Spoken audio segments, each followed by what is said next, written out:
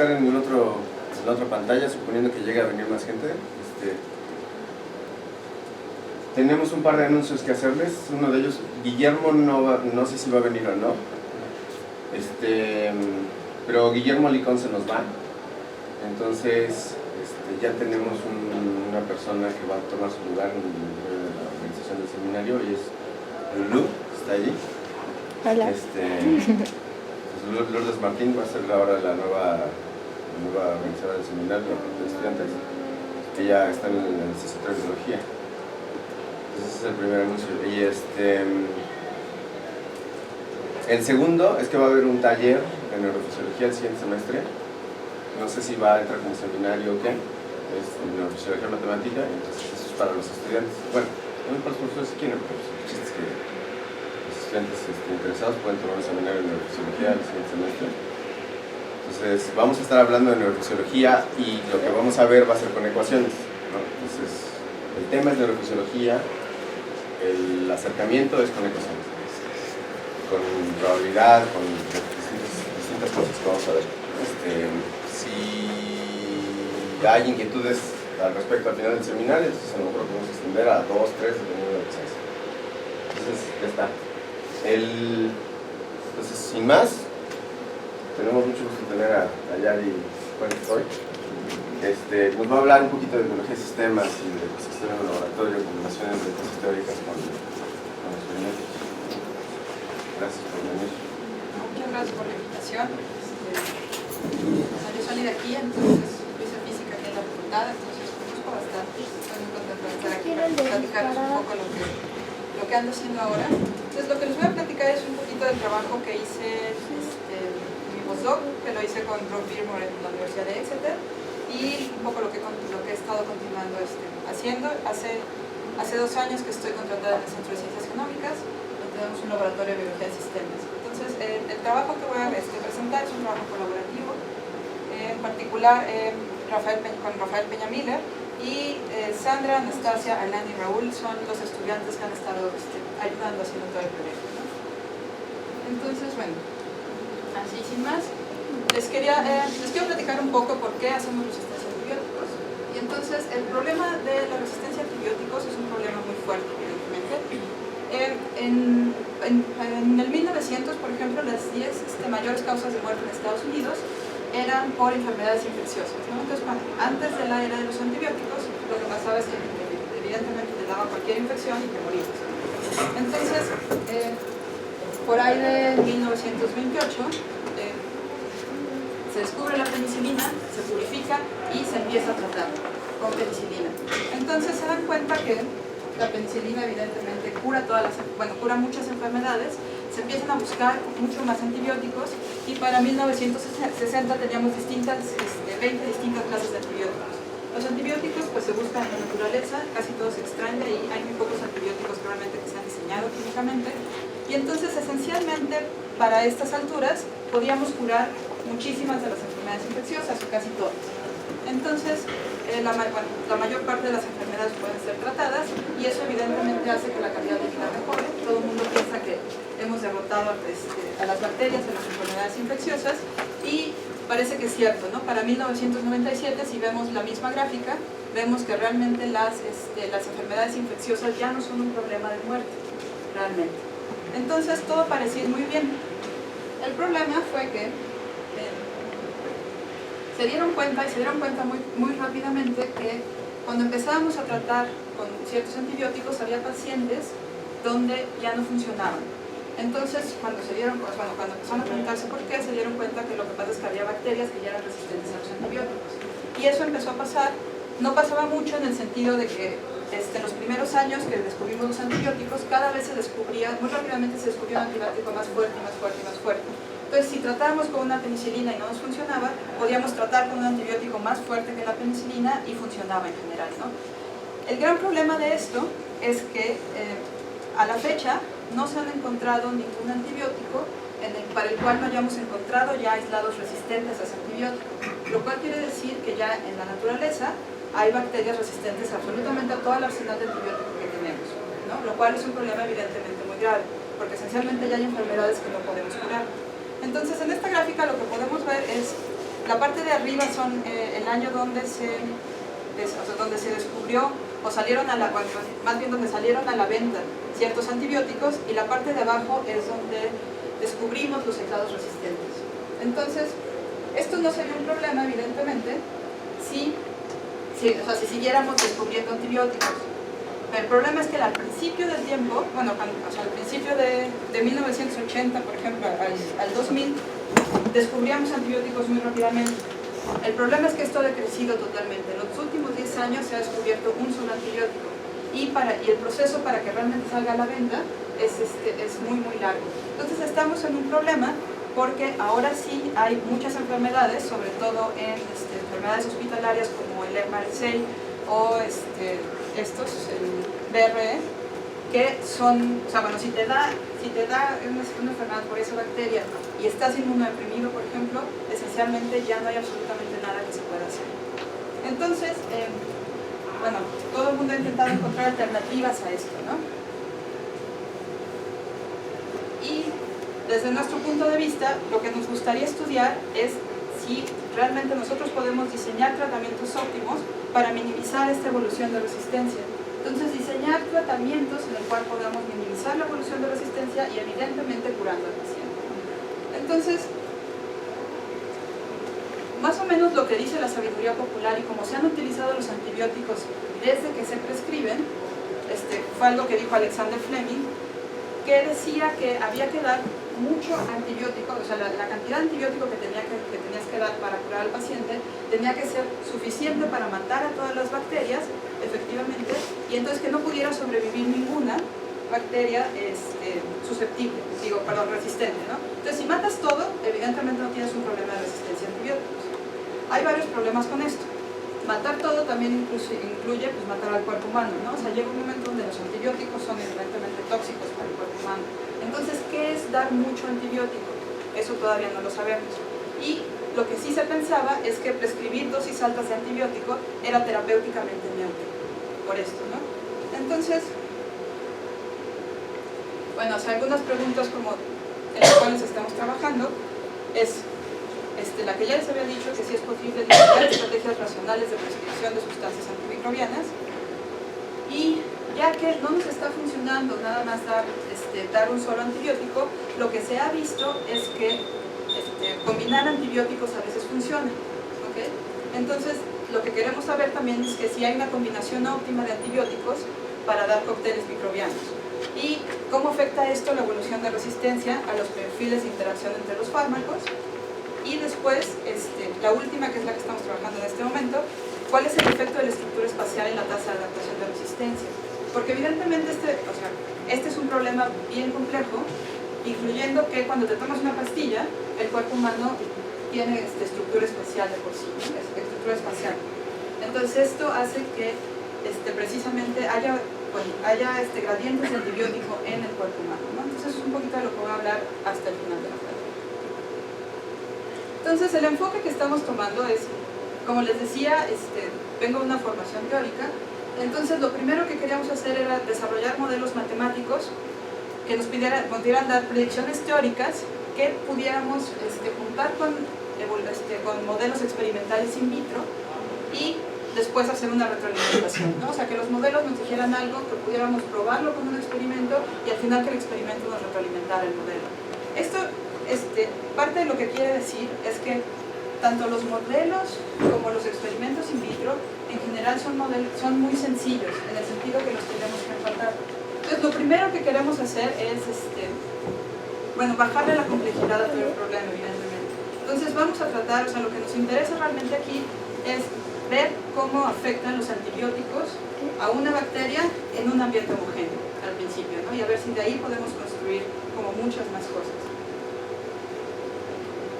Entonces, la primera parte lo que hicimos fue generar escribir un modelo farmacogenético de un antibiótico bacteriostático. Entonces, parte de lo que sabemos de los antibióticos es que solo hay dos tipos de antibióticos: los que se llaman bacteriostáticos y los que se llaman bactericidas. Los bactericidas lo que hacen es que el antibiótico entra a la pared celular y revienta las células, esencialmente. Y los bacteriostáticos lo único que hacen es decrecer la tasa de crecimiento, hace que no se dividan tan rápido las células, ¿no? Entonces, lo que hicimos fue el modelo de un antibiótico bacteriostático. Entonces, el efecto del antibiótico va a ser nada más que el crecimiento va a bajar la tasa de crecimiento. Entonces, lo vamos a modelar de esta manera, donde G es la función del crecimiento, que depende de S, que va a ser un sustrato, que es lo que la bacteria come para crecer, y D, que va a ser el fármaco.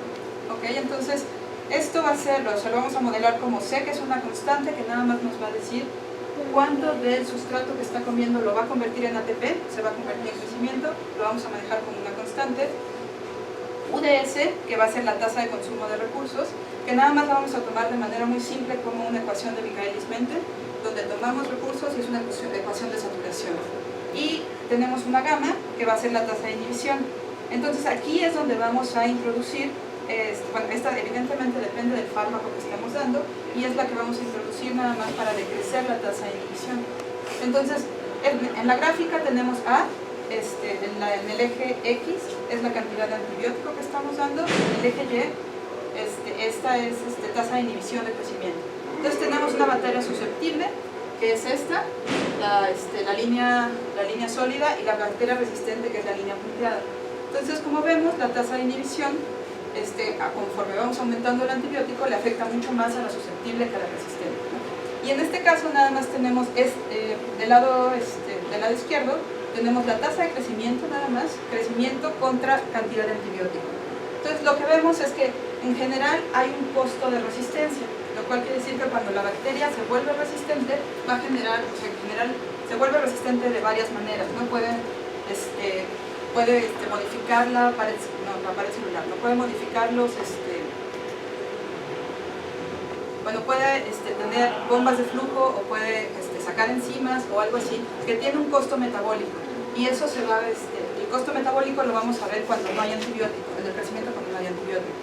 Entonces, si vemos, la bacteria resistente crece sin antibiótico, crece menos que la bacteria susceptible, pero en el momento evidentemente que le vamos poniendo antibiótico, la bacteria susceptible se muere por completo y la resistente se queda estable. ¿Okay? Entonces, bueno, tenemos este sistema de ecuaciones, donde es el sustrato, el antibiótico, que estamos, esta es una tasa de degradación nada más, o sea, los antibióticos normalmente se degradan, y la bacteria. ¿Okay? Ahora, como les decía, cuando se dieron cuenta que los antibióticos solos no estaban funcionando, una de las estrategias que se utilizan para minimizar la resistencia es dar un antibiótico más fuerte, pero, bueno, un antibiótico con el mismo efecto más bien, pero en menor cantidad, lo cual quiere decir que es un antibiótico más fuerte. Esto se logra con interacciones de antibióticos. Entonces, a veces cuando combinamos un antibiótico, esta es densidad de bacteria, y aquí es la proporción es la proporción de dos antibióticos. Entonces, en los extremos lo que vamos a tener son monoterapias, o sea, son bacterias nada más tratadas con un solo antibiótico, y conforme nos vamos llegando al centro, van a ser combinaciones de antibiótico hasta llegar a la combinación de 50% de este antibiótico y 50% de este antibiótico. ¿Okay? Entonces, lo que vemos es que si tenemos un perfil de este tipo, lo que nos está diciendo es que cuando estamos dando, en el 50-50, cuando estamos dando la misma cantidad de antibiótico, tenemos mucho menos densidad que cuando estamos dando las monoterapias. Entonces, a eso le llamamos un antibiótico sinergístico, lo cual es, cuando descubrieron esto, se dieron cuenta que era una muy buena noticia, porque estábamos obteniendo una mucho mejor respuesta con menor cantidad de antibiótico. ¿Okay? Entonces, eso pensaron que era precisamente la respuesta para minimizar la evolución de resistencia, ¿no? Estábamos dando unos antibióticos, hay menos presión selectiva para que haya bacterias resistentes, y aún así matas más. Entonces, introducimos eso en nuestro modelo. Ahora le introducimos el segundo antibiótico, que es y ahora nada más vemos que la tasa de inhibición pues va a incluir el antibiótico D y el antibiótico E. ¿Okay? Y ahora lo que nos faltaba introducirle al modelo pues es que las bacterias precisamente pueden mutar a ser resistentes. hasta el momento teníamos puras bacterias susceptibles que morían con el antibiótico, ¿no? Teníamos una tasa de inhibición de bacterias susceptibles y ahora lo que queremos son bacterias que sean resistentes. Entonces, para modelar esto, lo que hicimos fue un modelo de 2 alelos y 2 loci, lo cual quiere decir que tenemos una bacteria susceptible que en un paso puede mutar a ser resistente a un antibiótico o resistente al otro. Y después, en otro paso, puede mutar a ser multiresistente, ¿okay? A ser resistente a las dos bacterias. Lo único que no puede hacer, evidentemente, es pasar de susceptible a multiresistente. Entonces, siempre que hay una mutación, tiene que ser, siempre que queremos tener bacterias multiresistentes, tiene que ser una mutación de este tipo, ¿okay? Entonces, se pensó que precisamente las combinaciones sinergísticas eran terriblemente buenas por eso. Porque si esto funcionaba así, evidentemente la probabilidad de que hubiera bacterias multiresistentes era bastante baja. Y entonces se creía que se daban las terapias de los dos antibióticos y eso iba a acabar, no iba a permitir que hubiera bacterias multiresistentes, no iba a acabar con alguna de las dos. ¿Okay? Entonces, este es el nuevo sistema de ecuaciones, donde nada más introducimos la matriz de mutación. Y entonces tenemos ahora el vector de bacterias son susceptibles, resistentes a un antibiótico, al otro o a los dos. ¿Y qué es la I? ¿Perdón? La I y la M que son en la matriz. ¿Dónde? En la matriz. Esta es una matriz de identidad. Ah, identidad. Sí. Ok, gracias. Entonces, un poco cuando estamos trabajando con el modelo, lo que queremos es parametrizarlo con datos experimentales. ¿Okay? Entonces, el sistema experimental que usamos es una Escherichia coli y un medio mínimo M9. El medio mínimo lo único que quiere decir es que tiene un solo recurso limitante. Entonces, por eso lo podemos modelar de la manera que lo estamos modelando. O sea, solo está teniendo un recurso que se va a acabar. Ahora, estamos utilizando dos antibióticos, una eritromicina y una doxiciclina. Los dos antibióticos son bacteriostáticos, funcionan precisamente como esa tasa de inhibición que les dije, y sabemos que tienen un mecanismo de resistencia de bombas de flujo. Ahora, nada más un poquito para platicarles cómo hacemos los experimentos. Lo que hacemos es que, como les decía, estamos suponiendo que son experimentos donde el medio es homogéneo, hay un solo recurso, y entonces lo que hacemos es que tenemos placas de 96 pozos, son 96 pozos pequeños donde ponemos 150 microlitros de medio, le pones ahí la bacteria, lo pones a crecer a una temperatura constante y en movimiento constante para que se supone que siempre está bien revuelto, ¿no? Y de ahí esperas a que se acabe el recurso, esperas 24 horas y después haces una transferencia, cual quiere decir que tomas una muestra de cada uno de estos pozos. Estos son datos experimentales de precisamente cómo salen del vector de placas, son los crecimientos, es tiempo y crecimiento de bacteria, y a partir de ahí pues ya podemos hacer como toda la parametrización, ¿no? Esto es lo que le llamamos una curva dosis-respuesta, donde esta es densidad óptica, que es lo que sacamos precisamente de un lector de placas, y aquí es la cantidad de antibiótico que estamos metiendo, ¿no? Entonces, como vemos, pues este es en un solo día, y entonces si hay poco antibiótico, crece muy bien, y conforme vamos aumentando el antibiótico, va decreciendo. ¿Okay? Entonces, cada uno de estos es un pozo distinto. ¿Okay? Entonces, a partir de gráficas como esas, parametrizamos el modelo. Sí. La barra de errores es... La barra de errores porque siempre tenemos que tener réplicas, ¿no? Okay. Y entonces cada uno de estos pozos, en general metes al menos 5 réplicas por concentración, entonces necesitas más. Entonces la línea nada más es un fit, precisamente. O sea, lo que tenemos son estas cosas.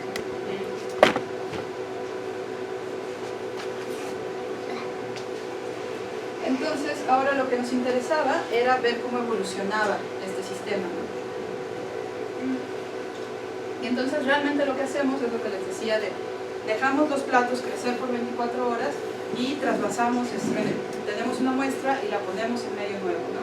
Y eso es lo que se llama un experimento evolutivo, y eso lo hacemos muchas veces. Entonces, en el modelo lo que hacemos es un experimento de diluciones seriales, donde también dejamos correr el modelo 24 horas tomamos un parámetro y o sea, las condiciones finales de esas 24 horas son las condiciones iniciales del siguiente, ¿okay? En cuestión de qué tantas bacterias susceptibles y resistentes hay, ¿okay? Y entonces la primera observación es que el modelo que les enseñé predecía los datos, ¿no? Entonces estos son los datos experimentales sacados del lector de placas precisamente. En el eje X tenemos horas y entonces aquí hicimos un transfer cada 12 horas y vemos cómo las bacterias se van adaptando hasta que van creciendo, ¿no? Esto es con una cantidad de antibiótico precisamente 50-50. Ahora, esta parte es la parte del modelo. Vemos que se ajusta bastante bien y lo que predice el modelo es que muy pronto empiezan a aparecer las bacterias multiresistentes. Y por eso precisamente es por lo que el crecimiento de las bacterias recupera su estado natural, ¿no? Y entonces, ¿eso qué nos quiere decir? Precisamente que la tasa de adaptación va a ser proporcional a la intensidad de la presión selectiva. Y eso, si vemos esta gráfica, en el eje X tenemos la interacción de los antibióticos en 18 horas. Y en el eje Y tenemos la interacción de los antibióticos en 42 horas. Cuando estamos a la derecha, o sea, en los números grandes, es cuando mejor funciona el antibiótico, ¿no? Cuando la interacción es mejor. Entonces, los ICES son concentraciones inhibitorias. Entonces, lo que hacen es que IC95 es la concentración que inhibe el 95% a esta altura, ¿okay? del crecimiento. IC90 es el que inhibe el 90% del crecimiento, IC80 el 80%, IC40 el 40%. Entonces, si ven, lo mejor que era las 18 horas, que era o sea, la interacción funcionaba muy bien a las 18 horas en IC95, que es lo que esperaríamos, ¿okay? Tenemos una cierta cantidad de antibiótico que minimiza que inhibe el crecimiento en el 95%. Pero si nos vamos, si esto lo transferimos y lo observamos ahora a 42 horas, la concentración de inhibición es muy, muy alta, ¿okay? Entonces se voltea.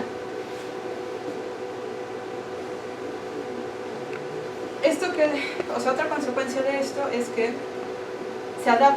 estos se adaptan muy bien a medios constantes. Entonces ahora, esto es lo que tenemos, otra que fue una predicción del modelo, fue que si tenemos una monoterapia, esto es nada más la bacteria tratada con uno solo de los antibióticos, en este caso fue eritromicina, tenemos la curva dosis-respuesta que les había enseñado, donde los ejes Y son densidad bacteriana y el eje X es cantidad de antibiótico. Entonces, si esto lo empezamos a evolucionar, el día 1, el día 2, el día 3 y así, lo que vemos es que al día 5, la monoterapia, que tenía una bajada muy bonita, ya no tiene una bajada, sino que es una bimodal. Aparecen muy rápidamente resistentes a eritromicina y eso hace que ya no sirve el antibiótico, evidentemente, ¿no? Entonces, otra vez, arriba es modelo y abajo son experimentos. Y una consecuencia directa de esto es que, si se acuerdan de esta figura, era precisamente el perfil sinergístico que teníamos del antibiótico. Entonces, lo mejor que podíamos hacer en un día era dar la combinación 50-50, que era lo que minimizaba la densidad bacteriana. El problema es que si esto lo hacemos, si lo trasvasamos y lo dejamos evolucionar, lo mejor que puedes hacer el primer día es lo peor que puedes hacer el último día. Es donde la presión selectiva es mayor. Y entonces pasa de un perfil sinergístico a un perfil antagonista en solo un día. Entonces, cuando se cree, este dogma es más que se dice que si das una combinación sinergística, que es una combinación muy fuerte, y eso va a hacer que te cures, pues sí va a hacer que te cures sí y solo si matas a todas las bacterias. Porque precisamente si hay bacterias que sobreviven, se vuelven multiresistentes muy fácilmente. Y entonces, a mí me asustó muchísimo este resultado, porque precisamente, es muy raro que lo mejor que puedas hacer un día sea lo peor que puedas hacer en un día siguiente, ¿no? Y las bacterias, estos son datos, y son datos precisamente este es a 12 horas y esto ya es a 24 horas, ¿no? Entonces el perfil se cambia muy rápidamente.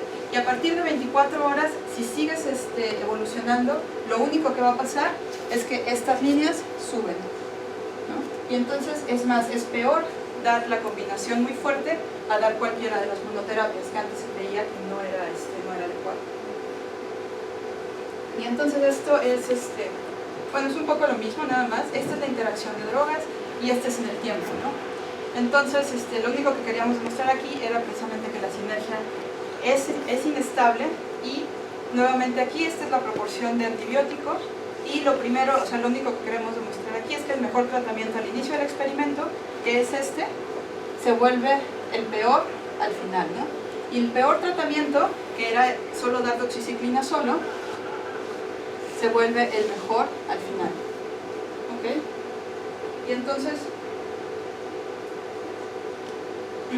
¿cuál es el tratamiento óptimo? Y esto nos dimos cuenta que la respuesta es que el tratamiento óptimo es dinámico. Entonces el tratamiento óptimo va a depender de la duración del experimento.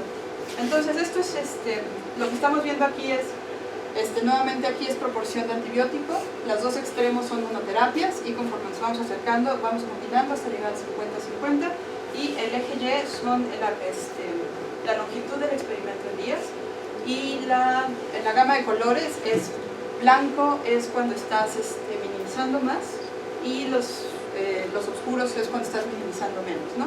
Y ahí es todo el gradiente.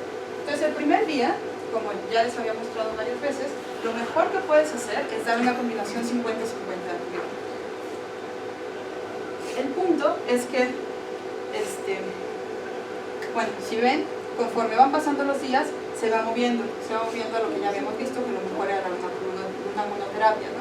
Pero entonces, si alguien pregunta, bueno, entonces, ¿cuál es el tratamiento óptimo? Pues depende cuántos días te vas a tomar la pastilla, ¿no? O sea, no depende nada más de la cantidad de antibiótico que te vas a tomar, ¿no? Entonces, el tratamiento óptimo aquí es distinto al tratamiento óptimo el primer día, es distinto al tratamiento óptimo en el día 5. ¿Okay? Entonces, esta era una predicción del modelo, estos son los datos experimentales.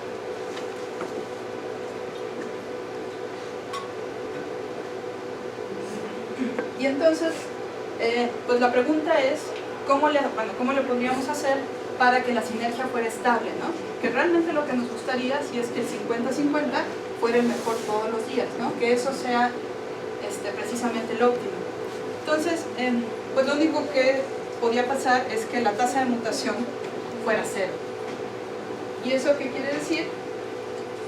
Pues que no pudiera ser resistente, ¿no?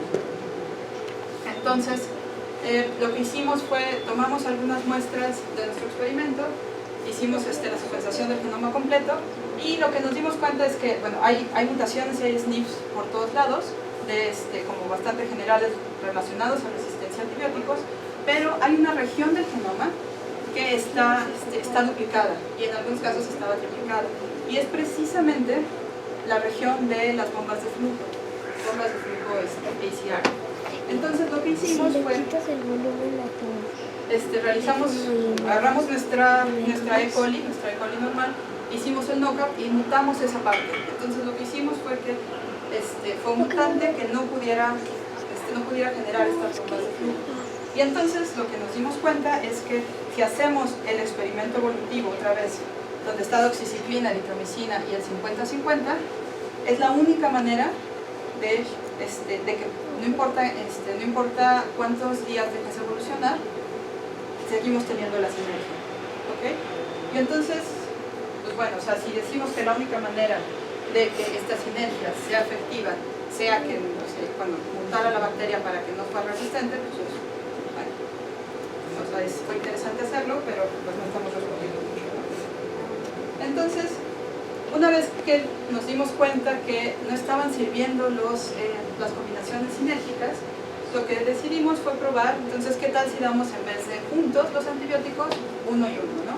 Entonces, hay una propiedad que se llama sensibilidad colateral, que se ha visto bastante, que quiere decir que cuando una bacteria está adaptada a ser resistente a uno de los antibióticos y después lo cambias,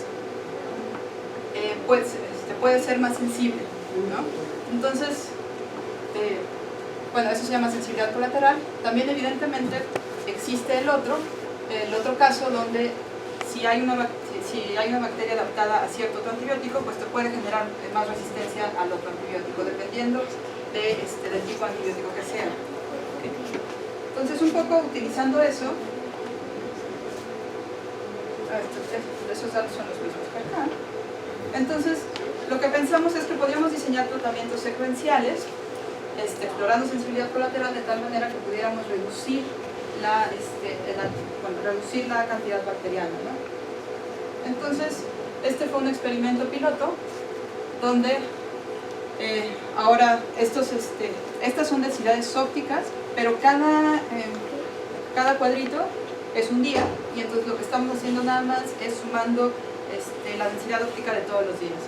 Entonces el tratamiento rojo es el 50-50, las monoterapias son el azul y el verde, y los otros nada más lo que hicimos fue alternar los antibióticos, ¿no? Primero un día dábamos un azul, un día un verde, un azul, un verde. Entonces lo que nos dimos cuenta es que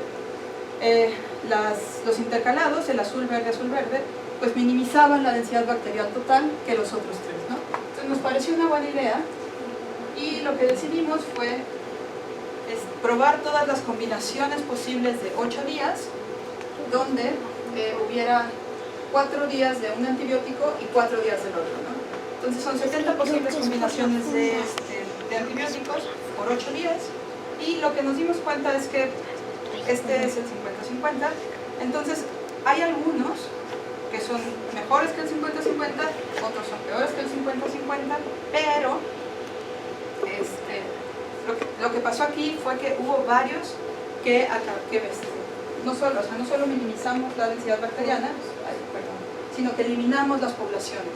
Entonces hay 4 o 5 tratamientos aquí donde pudimos eliminar por completo las poblaciones.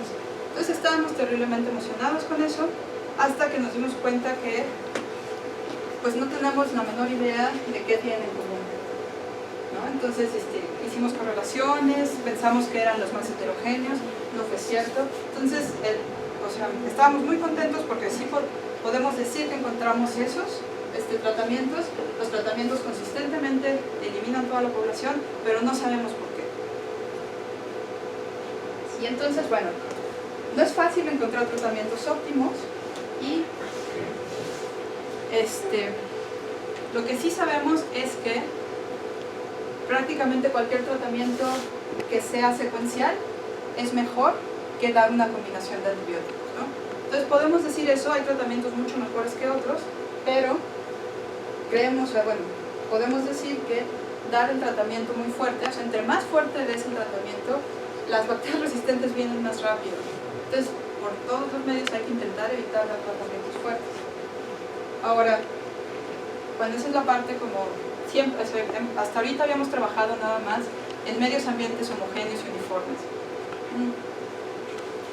Bueno, un poquito acerca de eso es que lo que hemos estado trabajando con eso es intentar diseñar de manera óptima, o sea, como intentar encontrar algoritmos para encontrar precisamente mejores tratamientos, ¿no? O sea, ya no estamos ni siquiera buscando tratamientos donde se den 4 días de un antibiótico, 4 días de otro.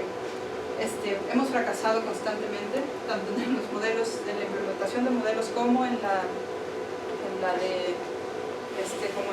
experimentación, y entonces estamos un poco atorados. La verdad es que no sabemos muy bien hacia dónde ir, ¿no?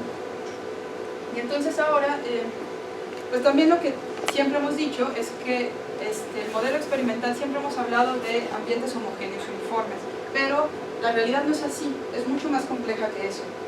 Y entonces es el cuerpo y el suelo y los mares acuáticos, y todo tiene gradientes, ¿no? Y todo tiene estructura. Entonces, pues un poquito lo que queremos, lo que estamos trabajando en este momento es, queremos ver cuál es el efecto de la estructura espacial en la dinámica adaptativa. Pero bueno, para entrarle a eso, lo que hicimos fue otra vez simplificar muchísimo el sistema que estamos usando, y entonces ahora lo que estamos intentando hacer es imprimir dispositivos experimentales en impresoras 3D, y en un ambiente como muy sencillo, donde son pozos que están conectados con distintos anchos de canal, ¿no? Y entonces en ese ambiente como muy sencillo queremos ver qué pasa cuando generamos gradientes. Entonces el ancho del canal va a generar precisamente nada más qué tan grande es el gradiente.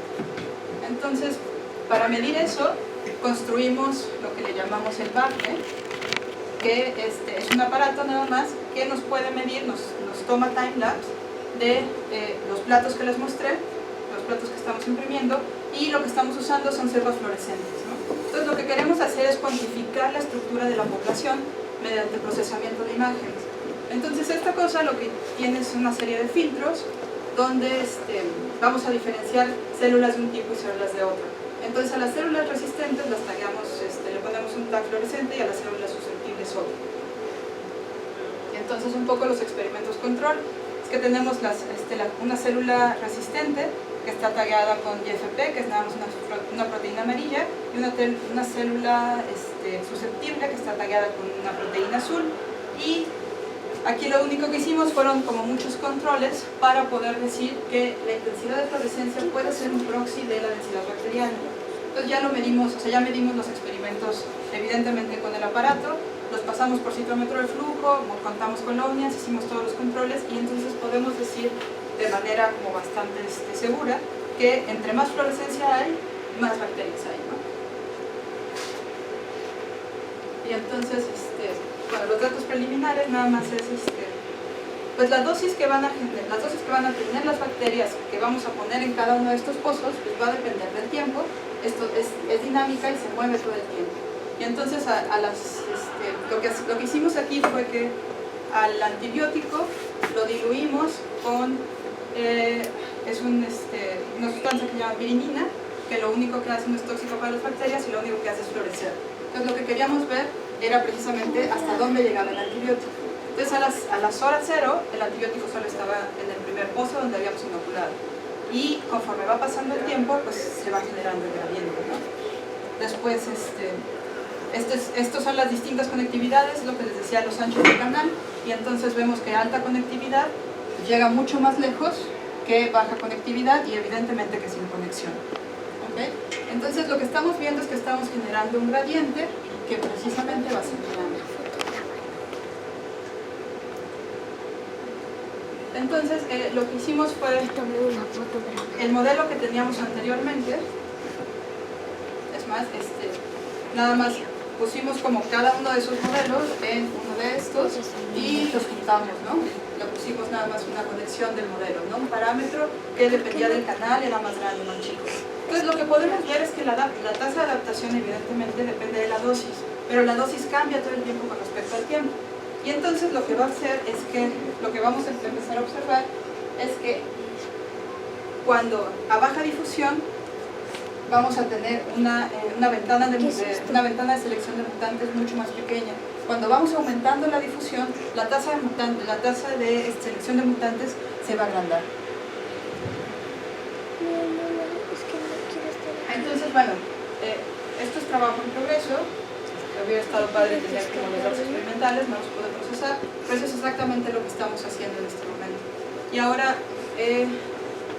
lo siguiente que estamos haciendo, que es lo que están haciendo un par de mis estudiantes, es precisamente ahora cómo se adaptan las células a condiciones ambientales dinámicas.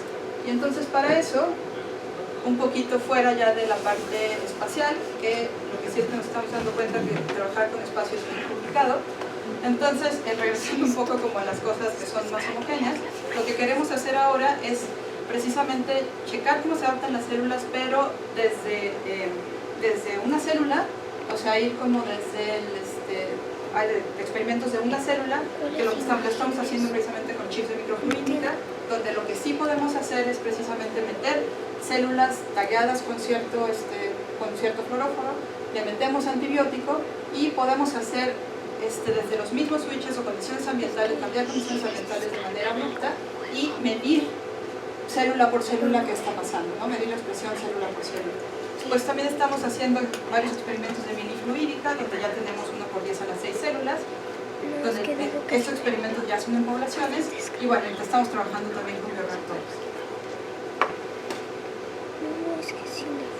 Y me parece que muchas gracias.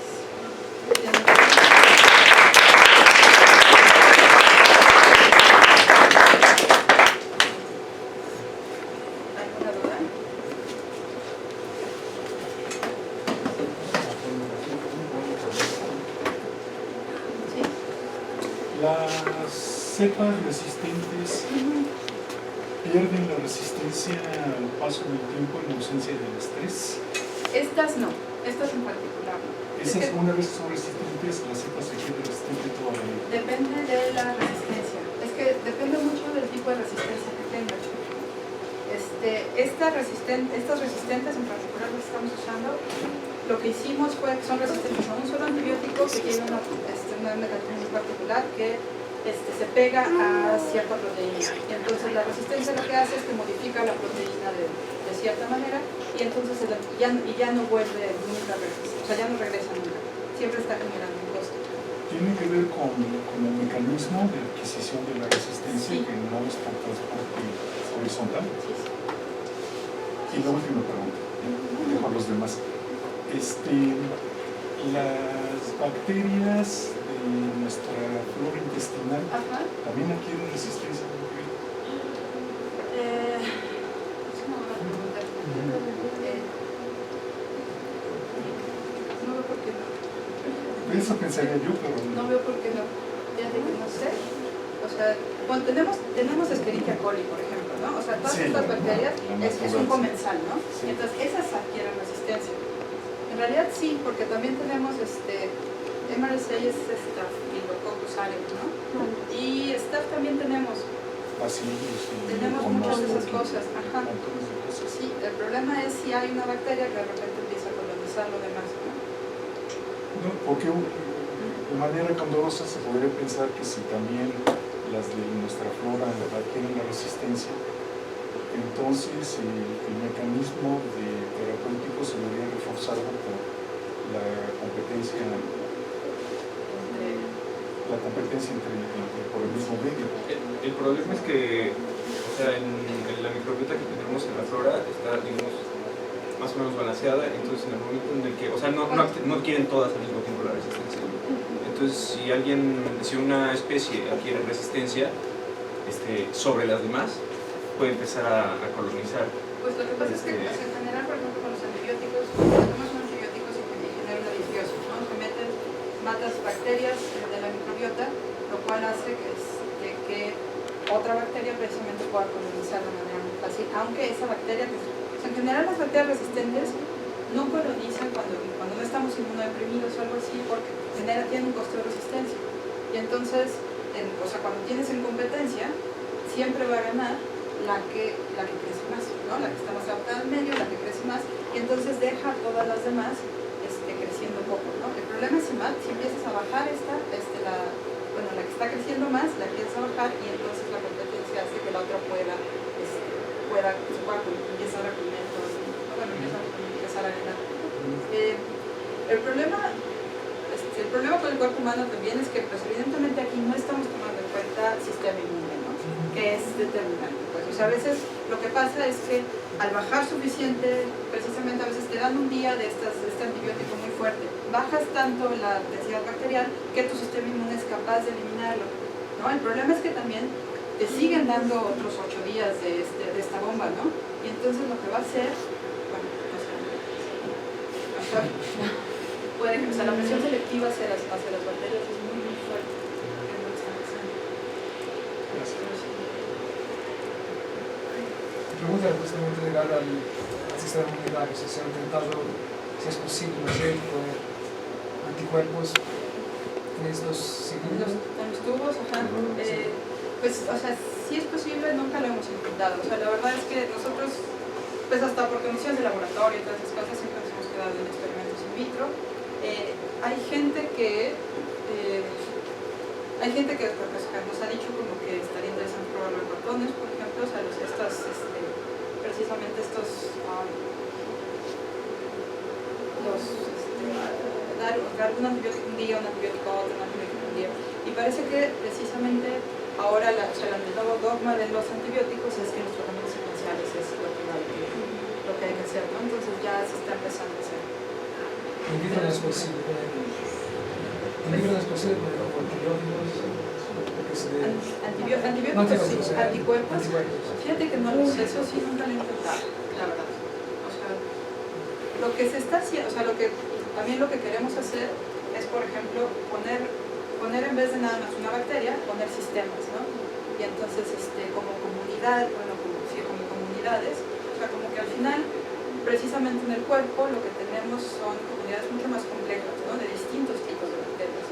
Entonces eso es lo que estamos intentando hacer, como poner distintas comunidades e intentar ver los tratamientos óptimos, o sea, que pueden generar que mates una bacteria pero no la otra, ¿no?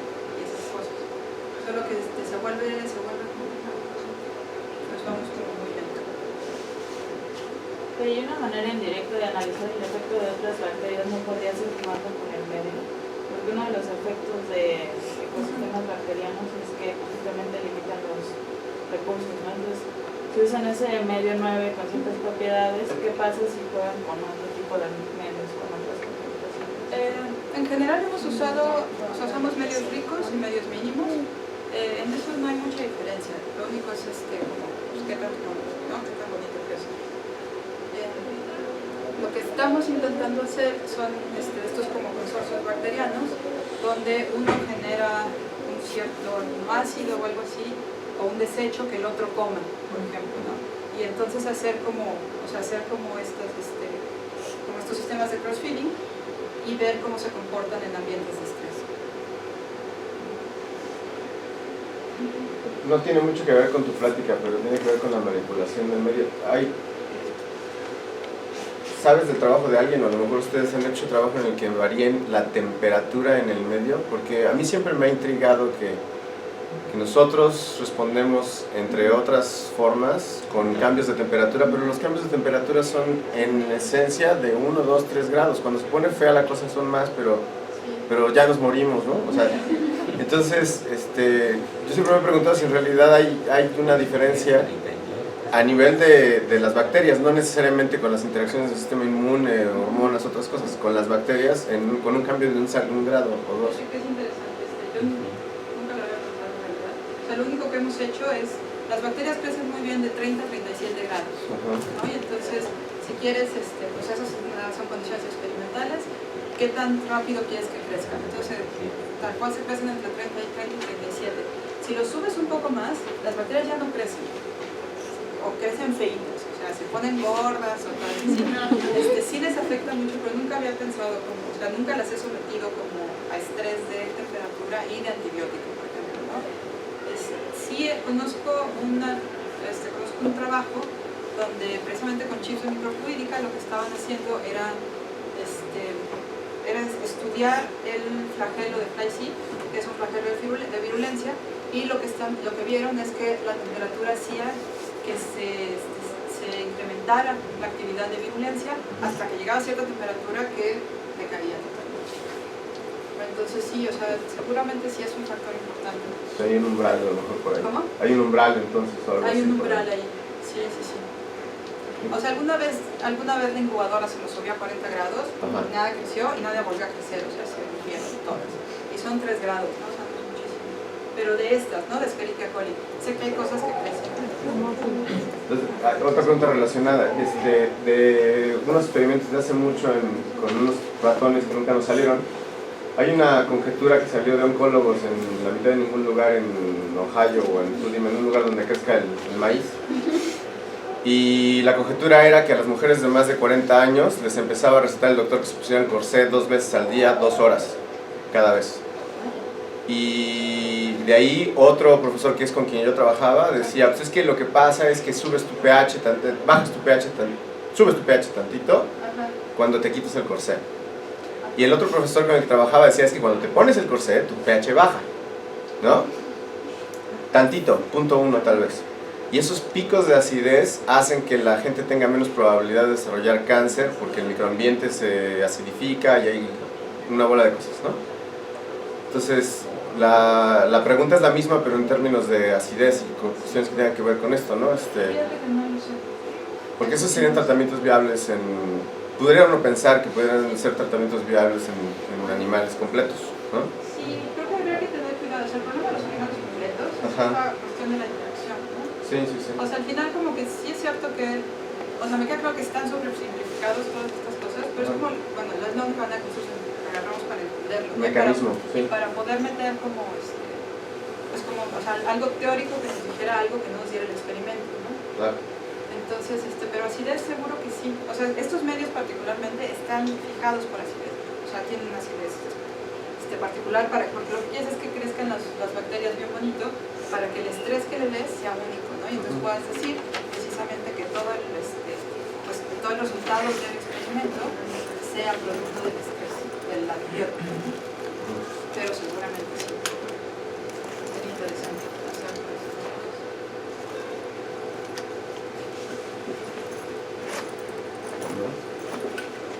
Ese comentario me hace pensar en buscar quizás alternativas en contra de la resistencia, que sería, por ejemplo, usar el paradigma del Otto Volterra de peces grandes y peces chicos, que quizás a la bacteria inyectarle a la persona un bicho que se coma la bacteria, y una vez que se comió la bacteria se muere porque solo come esa bacteria.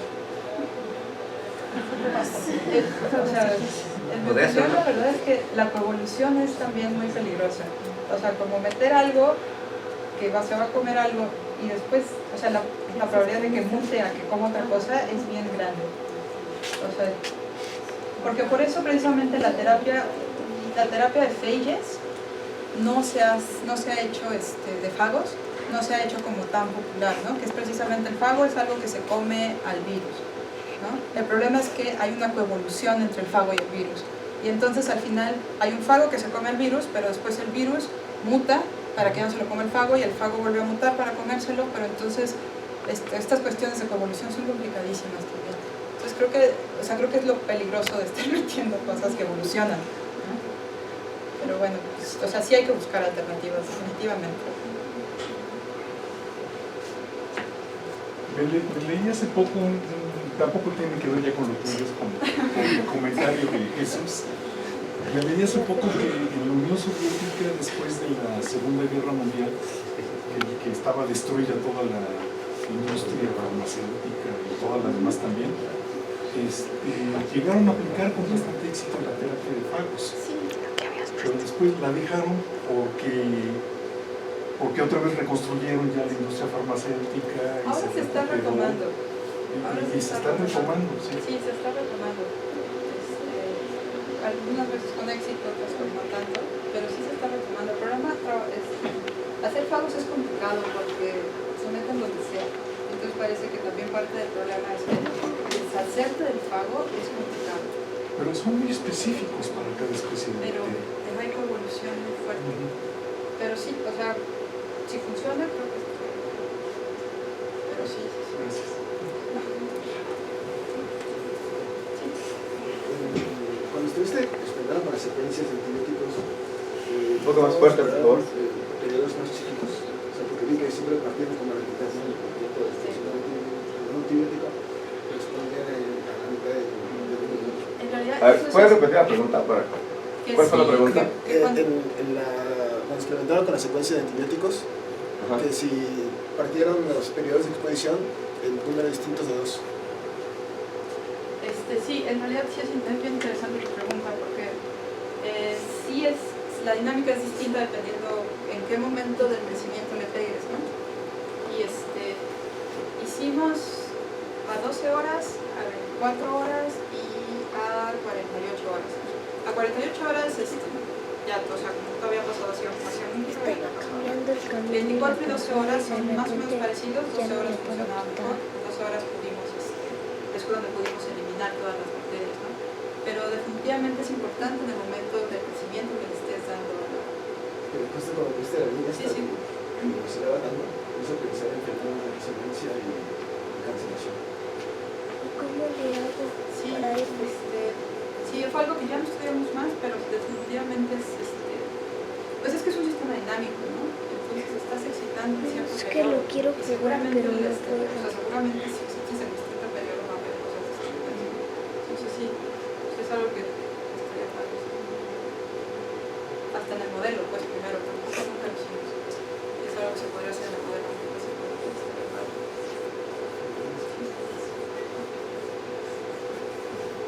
Sempre un grado de... Una última pregunta. se han tratado de estudiar como un programa de control óptimo, diseñar la estrategia óptima. Sí,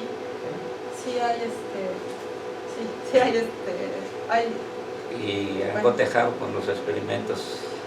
más o menos así. O sea, es algo que se empezó a hacer. Rafael Peña precisamente ha trabajado en eso, de la parte matemática, y sacaron varios controles óptimos. No nos han salido en experimentos. O sea, el modelo se volvió muy complicado cuando le intentamos meter control en el modelo evolutivo. Entonces lo que estamos haciendo es meterle control en el modelo de quimostat, ¿no? Que el quimostat nada más es un cultivo continuo. Entonces siempre tienes la misma cantidad de recursos, no baja el recurso, ¿no? Y eso lo hace mucho más fácil para meterlo, para encontrar el funcional y todas esas cosas, ¿no? Todavía no nos sale bien el experimento porque apenas estamos arrancando con bioreactores, apenas conseguimos el bioreactor, porque lo estamos viendo. Pero sí, o sea, es que grita modelo de control óptimo, sí, también es cierto. Una pregunta a nivel evolutivo. El modelo que usan, la tasa de, posiblemente la tasa de mutación, es independiente del hecho que haya antibiótico, ¿no? Pero distintas veces se usa la palabra presión selectiva, que me da a pensar que a través de mecanismos epigenéticos, lo que sea, esta tasa de mutación. Lo único que me refiero a presión selectiva es lo que le llaman competitive release, ¿no? Que es precisamente que hay una competencia entre dos bacterias, dos poblaciones, una está creciendo más que la otra, ¿no? Es lo que le decía. Entonces, si una baja, pues esta empieza a crecer y entonces esta puede ganarle, ¿no? Y entonces lo que pasa es que precisamente cuando, o sea, se puede mostrar, es más, ahí podemos mostrar muy bonita matemática, que en ambientes homogéneos, se llama el competitive exclusion, el principio de propiedad exclusiva, ¿no? En ambientes homogéneos, si tienes un ambiente homogéneo y un solo recurso, siempre va a haber uno que gane, no puede haber resistencia, ¿no? Entonces a eso me refiero con presión selectiva, ¿no? Si estás matando al susceptible, pues lo que va a pasar es que el resistente va a subir. Entonces, como pregunta, ¿han considerado la posibilidad de mecanismos no puramente datorios, sino mecanismos epigenéticos de cualquier forma, tan sencillo que... Fíjate que nunca lo hemos, o sea, lo hemos medio platicado, nunca lo hemos metido a un modelo en realidad. O sea, creemos que estos mecanismos precisamente, o sea, particularmente estos, siempre van a ser aleatorios. O sea, estaría bien como ver si. Está muy relacionado a este hecho que hay combinaciones por el cual la relación desaparece, que es un fenómeno muy ordinario, ¿no? Es algo que desaparece como es un ordinario. Entonces, el hecho que esta transición sea completamente aleatoria puede introducir las no linearidades que tal vez son responsables de los fenómenos. Pero sí podría ser. Lo que sí es que, bueno, o sea, cuando hicimos la secuenciación del genoma, era muy claro qué mecanismo era el de la resistencia, ¿no? O sea, como que hicimos precisamente, secuenciamos como parte nada más, o sea, como la bacteria sin antibiótico, la bacteria a la mitad de antibiótico, la bacteria en monoterapias y la bacteria 50-50, y era muy claro que entre el antibiótico era mejor, había nada más, pues esta parte del genoma se prendía más, ¿no? Y entonces era bastante claro que ese era el mecanismo particular aquí. O sea, no nos metimos a hacer RNA ni nada de eso, sería algo más adentro, ¿no? Pero bueno, sí, o sea, era una parte del genoma en el que estaban dando varias mutaciones. Es una región del genoma. Y es la región particular de esta bomba de flujo. Es una bomba de flujo que es una bomba grandota, ¿no? O sea, como que funciona para muchos huecos. Pero había sí implicaciones, hasta implicaciones de esa región del genoma, que es el circulito que les enseñamos también en parte roja. Una cosa, esta región del genoma, la podríamos discretizar como un operón, o sea, como una unidad autosustentable genéticamente, porque de ser así, o sea, ese componente estocástico del que hablamos tal vez ya no es tan aleatorio, ¿no? O sea, podría haber asas de retroalimentación entre los genes del operón. ¿Mande? No lo sé. Ajá. Sí es un operón, ¿no? Es un operón Tiene que ser un operón. Tiene que ser un operón, ajá. O alguna intersección de operones, ¿no? Sí. O sea, la pregunta es un poquito relacionada. Si tú viste que en el análisis de secuencia había varias mutaciones en una región del genoma, Ajá. además de medio implicar que hay un conjunto de genes que, ¿no?, definen un operón ahí, lo que podrías hipotetizar que hay una región en donde selectivamente se está regulando la transcripción, ¿no? O sea, de otra manera, ¿cómo es que las mutaciones se potencian en esa zona? ¿Eso es cierto? ¿Sí o no? Que hay susceptibilidad seleccionada de mutaciones en esa zona. Ok. Sí, porque no es nada más decir que cambiaste el genoma, es que tú estuviste regulando la transcripción en un conjunto de genes específicos, y porque tú estuviste regulando la transcripción, pues se dio también el fenómeno de la mutación. Pero vienen de la mano, ¿no? Uno no es cambio en DNA, es más, yo me atrevería a decir que a lo mejor primero es que empiezas con la regulación de transcripción y como consecuencia tienes las mutaciones y no viceversa, pero quién sabe, ¿no? O sea, para regular función, tú necesitas incrementar o disminuir conjuntos de proteínas específicos, ¿no? Que es el asunto del operón. ¿No? Y de hecho... Haciendo es duplicando, ¿no? Entonces por eso tienes más de flujo. Ajá, exacto. Sí, cabría preguntarse si es autoexcitable, ¿no? Por así decirlo, o sea, de que mientras más transcripción hay en ese operón, más se transcribe, ¿no? O sea, cabría preguntarse si existe esas...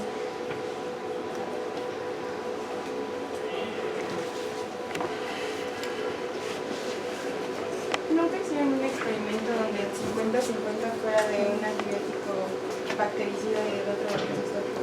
Nunca hemos hecho eso, fíjate. No, como se dio el proyecto, la verdad es que nos dimos cuenta que los dos antibióticos funcionaban igual, ya que teníamos como mucho de la parte experimental. Y después siempre dijimos que debíamos haber hecho un bactericida y un bacteriostático para ver si ayudaba a la sensibilidad lateral y cosas así. Yo creo que sí funcionaría, pero nunca lo hemos hecho. Y sería algo como fácil. Pero sí.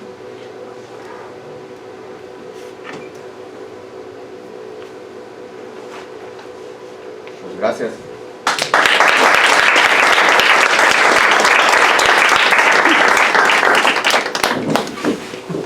Nos vemos dentro de 2 semanas.